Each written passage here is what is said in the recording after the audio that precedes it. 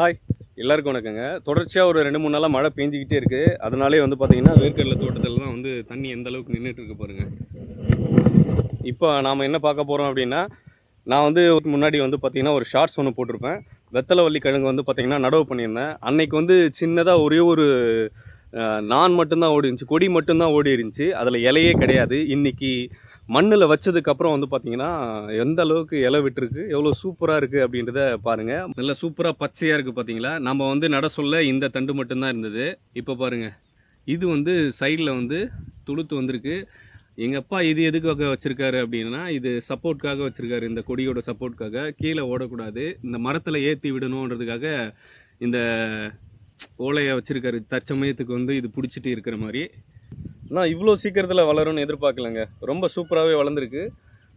இறைவனின் படைப்பில் யாவும் அதிசயமே. மீண்டும் சந்திப்போம். நன்றி, வணக்கம்.